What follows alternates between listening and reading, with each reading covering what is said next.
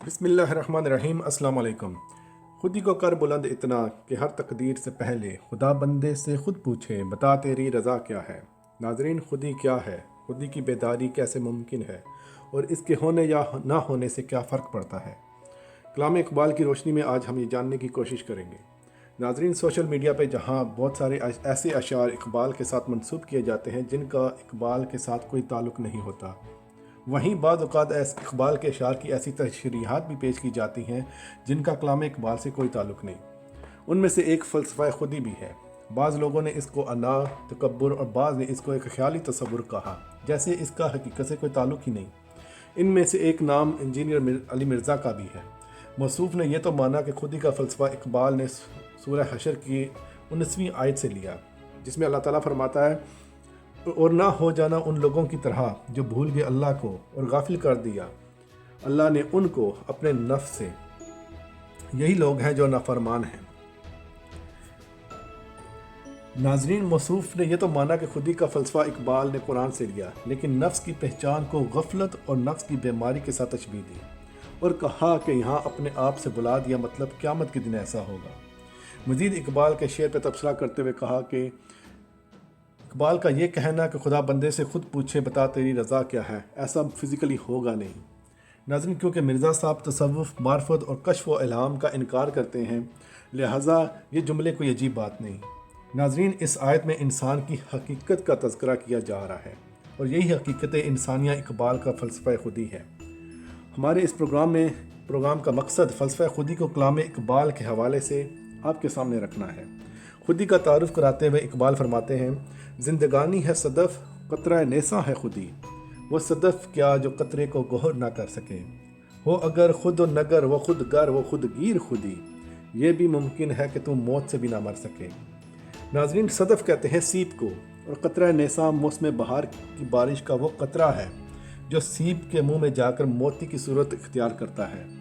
اقبال کے نزدیک ایسی زندگی جس میں خودی بیدار نہ ہو سکے بیکار ہے، اور اگر آپ نے خودی کی تربیت اور محاسبہ کر کے اسے بیدار کر لیا تو پھر بھی ممکن ہے کہ موت بھی آپ کو نہ مار سکے۔ انسان اگر اپنے باطن کو زندہ کر لیتا ہے تو پھر یاد رکھیے، باطن کو موت نہیں، موت صرف ظاہر جسم کو ہے۔ جب عہد الست لیا گیا تب ہم موجود تھے لیکن ہمارے جسم نہ تھے۔ بقول اقبال کے تیری نجات غم مرگ سے نہیں ممکن کہ تو خودی کو سمجھتا ہے پیکرے خاکی۔ ناظرین، سب سے پہلے خودی کو سمجھنا ہوگا کہ اقبال کے نزدیک اس سے کیا مراد ہے۔ اقبال فرماتے ہیں، جوہر زندگی ہے عشق، جوہر عشق ہے خودی، آ کہ ہے یہ تیغ تیز پردگی نیام ابھی۔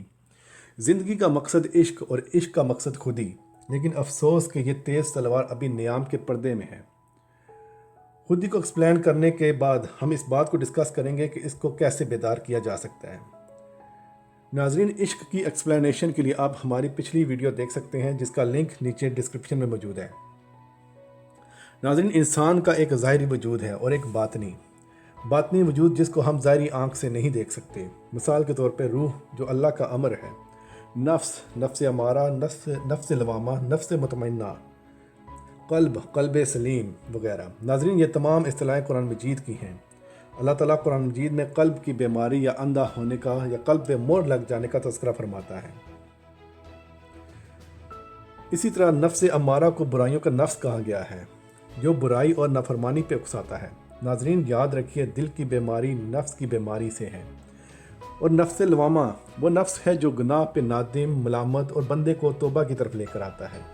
اگر کسی کا دل گناہ پہ شرمندہ نہیں ہوتا اور توبہ کی طرف مائل نہیں ہوتا تو اس کو فکر کرنی چاہیے، کیونکہ یہ قلب کے مردہ یا مور لگ جانے کی نشانی ہے۔ اسی طرح نفس مطمئنہ برائیوں سے پاک، رب کی رضا میں راضی ہونے والا نفس ہے، جیسا کہ قرآن مجید میں ہے کہ اے نفس مطمئنہ تو رب سے راضی، رب تجھ سے راضی۔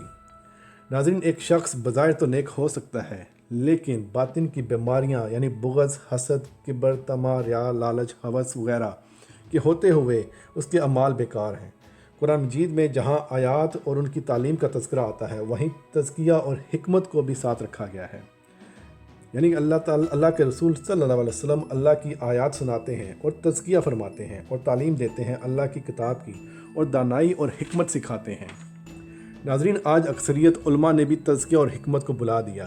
रसूल अल्लाह सल्लल्लाहु अलैहि वसल्लम ने खुद सहाबा का तज़किया फरमाया, हालांकि वो अरबी जानते थे और दीन डायरेक्ट सरकार सल्लल्लाहु अलैहि वसल्लम से सीखते थे। जब वो तज़किया खुद ना कर सके तो हम तो किसी खाते में नहीं आते। नाजरीन, बातिन ही इंसान की शख्सियत का मेयार है कि उसके बातिन में कौन सा चैनल चल रहा है। इसकी मिसाल टेलीविज़न सी है। टेलीविज़न और करंट को आप जिस्म और रूह कह लें, लेकिन टेलीविज़न की ट्यूनिंग किस चैनल पे हुई है, इससे उसका मेयार मालूम होगा कि वहाँ से शर नशर हो रहा है या खैर। इसीलिए इकबाल ने फरमाया, अगर ना हो तुझे उलझन तो खोल कर कह दूँ, वजूद हज़रत इंसान ना रूह है ना बदन। नाजरीन, इंसान के कल्ब में नूर का एक नुक्ता है। अब चाहे तो इंसान तज़किया, ज़िक्र और अमाल साले के साथ उससे पूरा वजूद रोशन कर ले, या फिर उनको छोड़कर गुमराही में और तारीकी में पड़ जाए। नाजरीन, अब आते हैं इस बात की तरफ कि खुदी की तरबियत कैसे की जाए। नाजरीन, इकबाल इसके लिए एक रास्ता तो इश्क बताते हैं कि जोहरे इश्क है खुदी, और इश्क की पहली सीढ़ी अदब।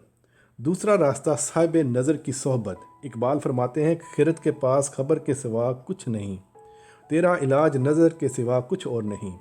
जिस तरह ज़ाहरी जिस्म में बीमारी के बाद हम डॉक्टर और उस शोबा से मुतल्लिक एक्सपर्ट्स के पास जाते हैं, इसी तरह बातिन की बीमारी दूर करने और तरबियत के लिए उस शोबे से मुतल्लिक एक्सपर्ट्स की ज़रूरत होती है, जिसको आम तौर पर शेख, पीर, सूफ़ी, आरिफ वगैरह कहा जाता है।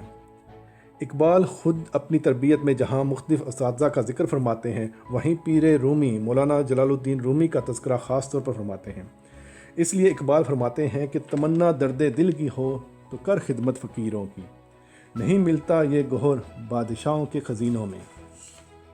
नाजरीन, खुदी की तरबियत का एक और फार्मूला जो इकबाल बताते हैं वो ये है कि जब तुम मजबूर हो उस वक्त अपनी गैरत ईमानी पे कंप्रोमाइज़ मत करो, तुम्हारी खुदी का सफ़र शुरू हो जाएगा। बकौल इकबाल के तुझे गुर फ़क्र शाही का बता दूँ, गरीबी में निगहबानी खुदी की।